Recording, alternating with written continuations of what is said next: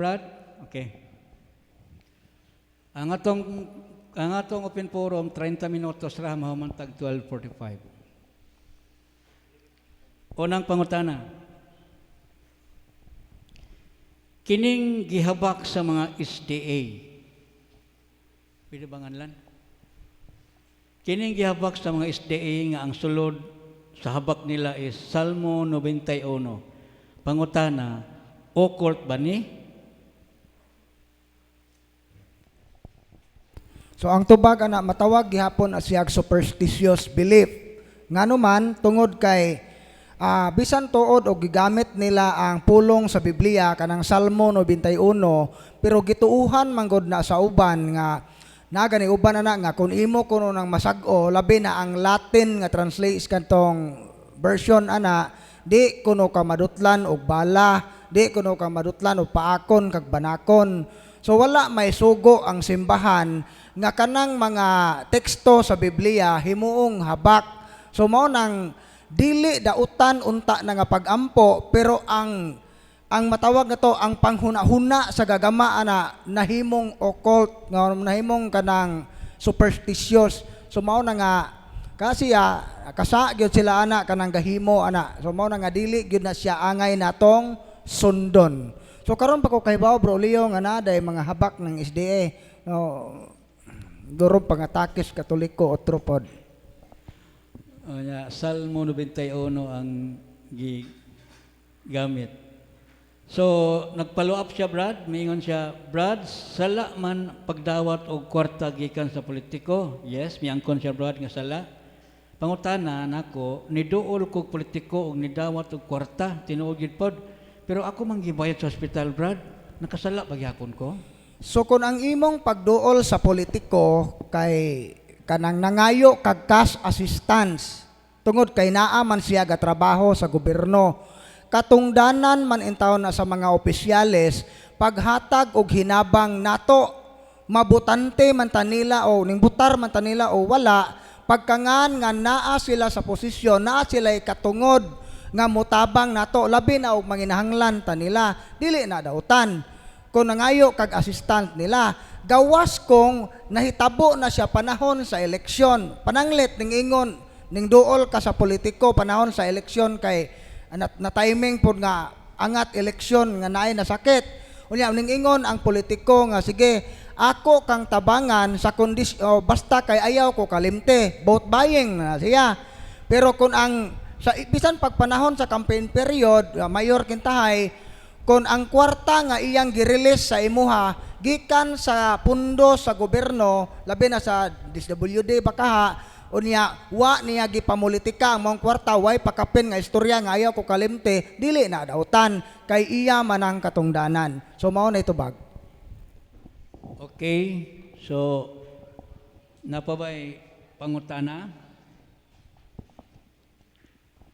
Napay pangutana? Nagsulat pa. Pwede man aktual gamit ang microphone. Pero direct to the point ang pangutana. Mo aktual ka bro? Aktual ka, okay?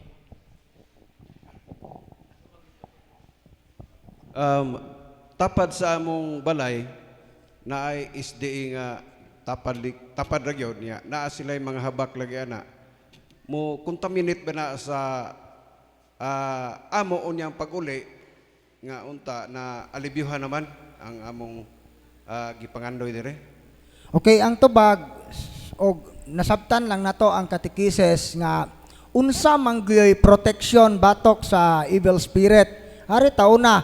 Pero ang protection nga bisan pag infested ang lugar o ang imong mga silingan way Ginoo dili na makaatake nimo kung ikaw mismo o kamo tibok pamilya naa mo sa grasya sa Ginoo. So ang first level of protection good sanctifying grace kinahanglan na sa estado sa grasya.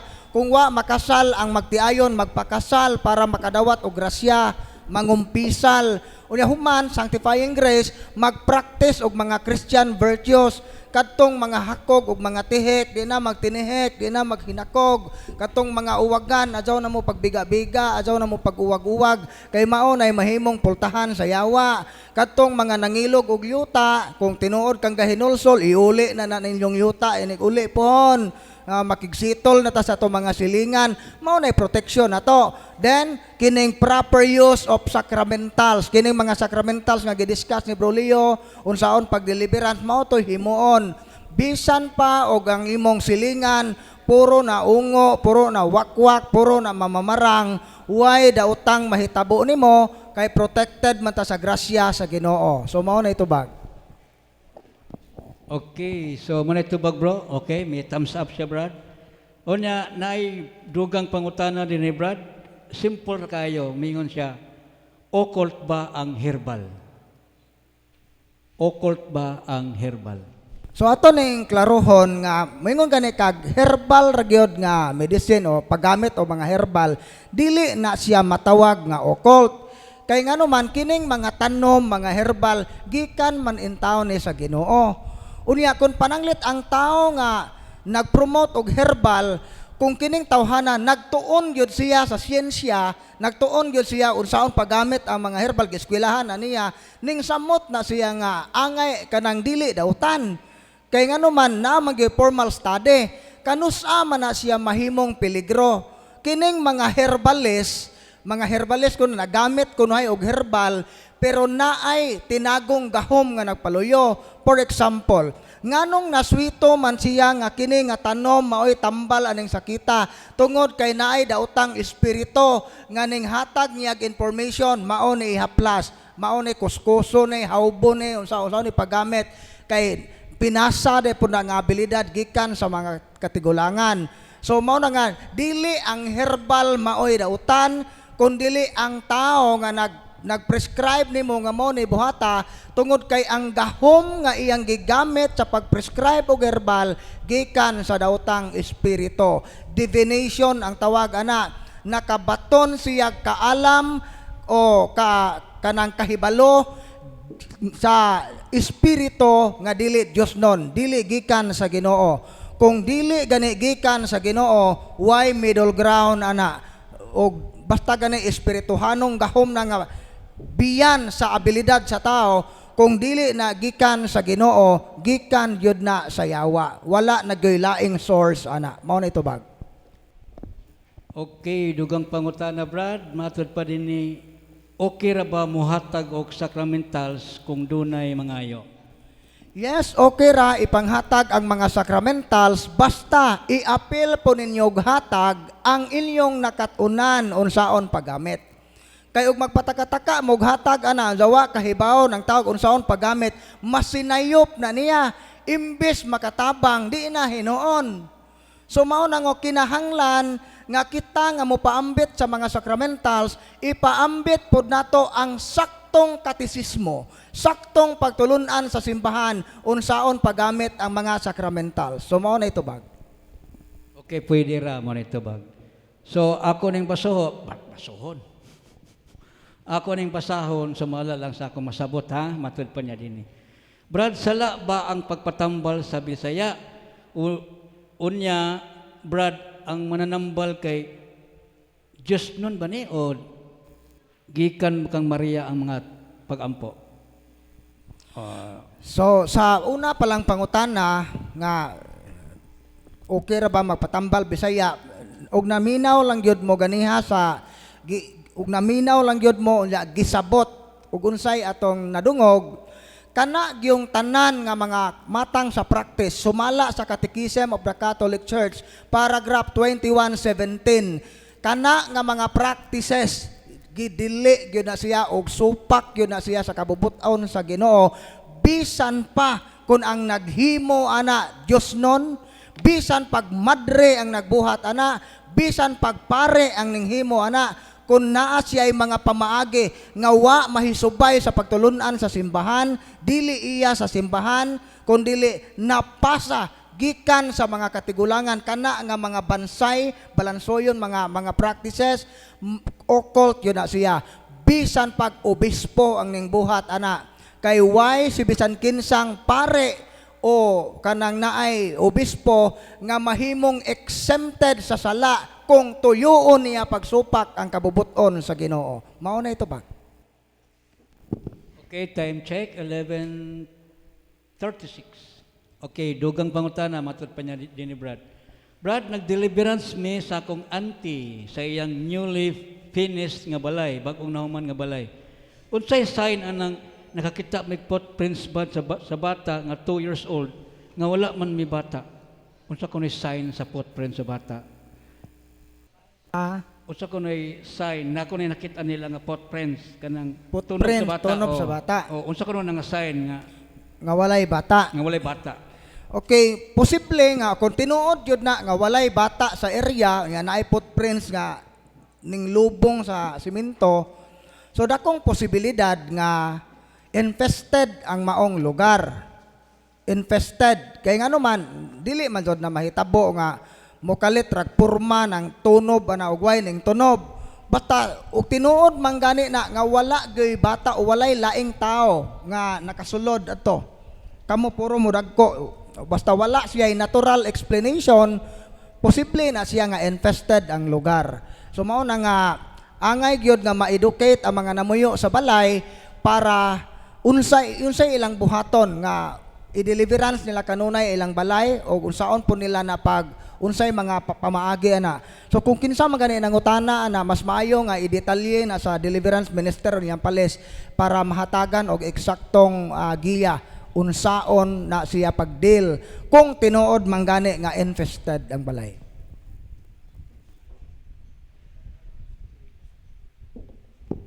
Kasi ang pagtuon niya, Brad, kay ang Santo Niño nga palaboy, may nakadto sa ilang balay.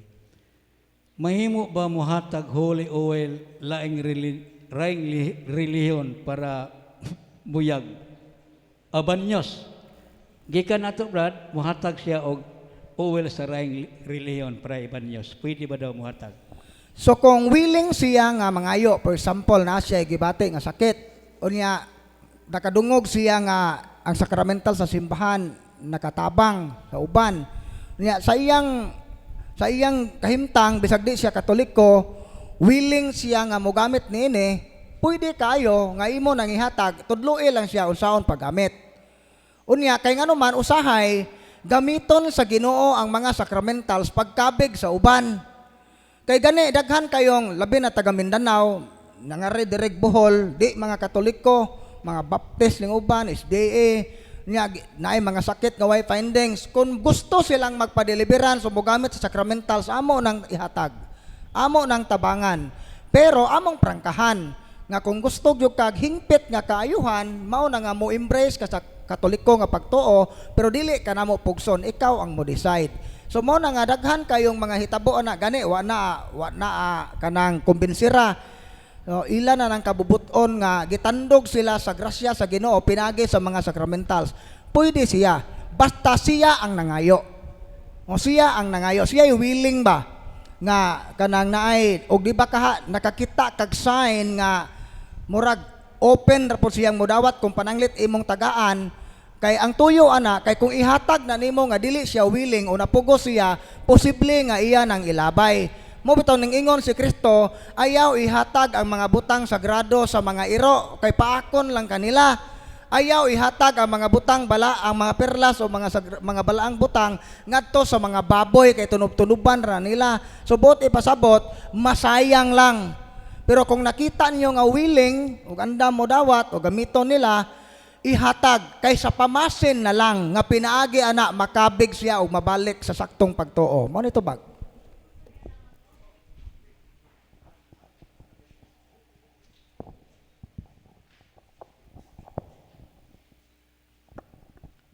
Kini siya, Brad. Ay, maayong adlaw ninyong tanan. Ako si Elisa Neri, taga Cebu. Kini siya, kuan, kanang laig reliyon. Unya, wa sab ko mo explicar nga ingon ini ang sacramental kay nagtuo ko nga kuan gud siya kanang sultihan ako sa before ana nga na ako'y oil. Nagtuo ko nga murag dili ba siya maka-acceptar sa atong reliyon. Pero akong gibanyusan ba lang siya. Ako'y nagbanyos, ingon siya taga-eta na manang. Ako'y nagbanyos niya, sa wala li pag-istorya po niya nga kani holy oil. Ako lang giinan nga amo lang ning banyos. Maura na. Ako makasulti niya nga mo ning kuana klase sa oil. Okay, Brad. Hello, kung wa siya mukirig pag baniyos nimo wala na gotoy problema, nahuman na to. So kung ningkirig siya, napasok siya, angay yun na siyang i-exercise. Pero kung okay ra, o wala gyoy reaksyon niya, so basta sabi mong pagbuhat ato o para pagtabang bisan og wa lang kay gi-explain, so ang Ginoo ray makahukom ana basta dili dautan ang imong intensyon, dili ka makasa ana. So mo nito bag. Okay, salamat. Murag pasiaw ang gingon ni Brad Sherwin nga mokirig pero nagi reaction harassment sa kanang sacramentals. Speaking of Santo Niño Palaboy, Brad, nangutana siya, kanang Santo Niño Palaboy, okay lang ba kuno nga nasa sulod sa balay? Kanang Santo Niño Palaboy nga kanang naa sa Cebu, kanang nasa Basilica gyud nga kanang palaboy gyud nga kanang approved na local devotion nga palaboy, kanang mungit og lago og sinina si Santo Niño kay kana nga local devotion gidawat na siya locally nga devotion nga pasabot nga ang batang Jesus naa sa mga street children. Nag-uban siya sa mga street children. Pero magbantay ta ning niay mga palaboy nga gipalakaw nga palaboy pero wa na gi-approve sa simbahan. Kanang mga palaboy nga nagsinina, naggreen, nagpuntel nga naay kwarta, Santo Niño de la Suerte, de la Pera, kanang matanga sa palaboy, dili gyud na siya pwede. Kung naa na sa inyong balay, mao gyud nay makakos sa infestation. Ug dili na gyud maihap ang among mga kaso dito pas Valencia nga perting daghanang mga panimalay nga gipangharas sa daotang espiritu tungod kay nagtiner sila ng mga Santo Niño nga wa gi-approve sa simbahan. So mao na nga kung ang imong palaboy nga gipasabot kadtong local devotion nga palaboy nga gi-approve sa simbahan, wa nay problema, ipa-bless lang na. Pero kanang mga palaboy nga wa gi-approve kay nay mga na-contaminate sa occult o ang gagama baka ana nga rebulto, mga okultista, peligro gyud na siya kaayo kung naa sa inyong balay. So mao nito bag.